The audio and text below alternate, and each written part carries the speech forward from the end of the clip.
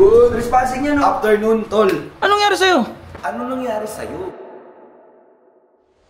Paalisin mo na itong mga to. Brad, the first place, Brad, hindi naman yan sila mapupunta dito, hindi dahil sa'yo. To, kaya ako pinalayas siya mga yan. Si Sob. Mabait nga to. Tanga, alam kong mabait yan. Kaya nga sinasamantalan yung mga gago kayo eh. Brad, naman ginagawa mo sa mga... Siyempre, kung magiging masama sa sa'yo sa Cebu yan, saan matutulog yan? O diba ngayon, ganyan din ginagawa sa'yo ngayon, Brad. Hindi naman yan ako. Ganun lang yun, Brad, ganun lang yun. Ginagamit ka lang yan eh. Brad, usap na lang tayo off cam, Brad. So yun mga kapatid, papunta tayo ngayon kanila 150. Medyo mainit at umiinit din yung ulo ko kasi kaya ako pinalaya sila Radic para matuto eh. Tapos hindi ko rin alam kay 150 kung bakit. Ay basta, ito na, dito na ako sa bahay nila 150 oh. Ayun na yung bahay nila 150. Pasok tayo guys. Hoy! Hoy! Hoy! Oh. Asa si 150? Anong ginagawa mo dyan? Anong ginagawa mo dyan? Dito ko yung pinatuloy eh. Ha?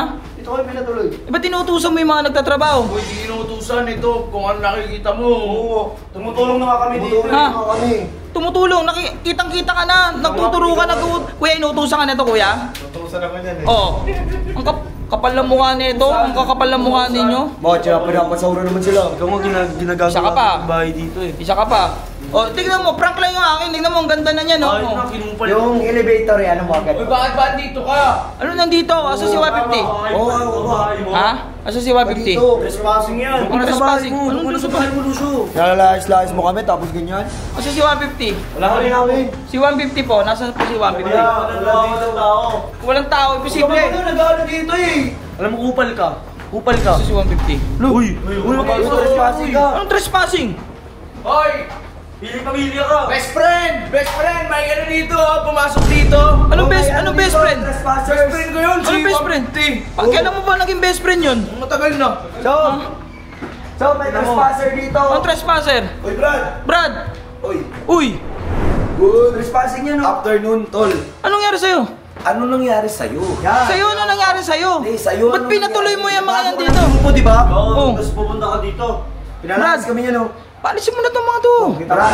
Brad. Gali talaga. Tanong ko sa'yo, Brad. Anong nangyari sa'yo? The first place, Brad, hindi naman yan sila mapupunta dito. Hindi dahil sa'yo. Oo nga. Dahil unang-una, Brad.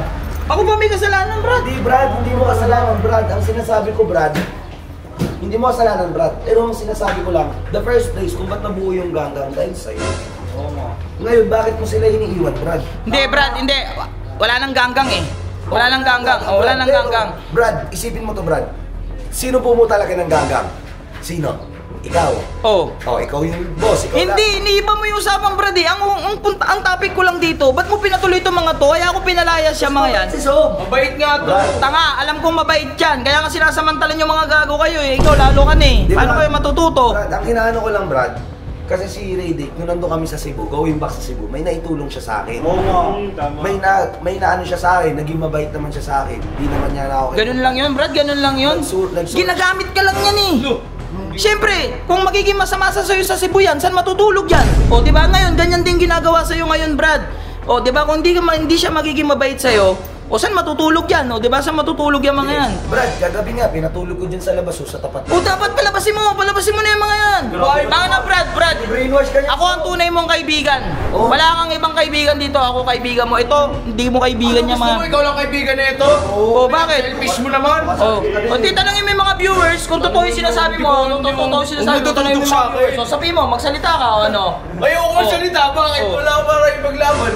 Brad, sige na, parang awa mo na, Brad. Brad, ako kasi may ipit nito, kahit kasi si Mrs. Brad, yun nga eh, doon ako concern sa misis mo, kabuhanan ng misis mo, tapos pinatira mo to dito, stress lang bibigay sa'yo niya mga yan. Brad, wala naman ginagawa masama. Meron.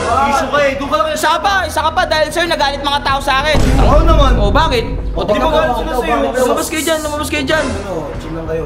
Sige na, Brad. Wala naman kami ginagawa dito, sinisiraan kami sa'yo. Tapos, ito Brad, naka-video. Pagdating ko, etong Jeron na to, inuutusan yung mga trabahador dito. Oh, di ba? Yan, ano eh, sinasamantala ka lang oh, tumutulong. Sige na, Brad, parang awa mo na, paalisin mo na yan, para matuto yung mga yan. Brad, usap na lang tayo off cam, Brad. Para mo.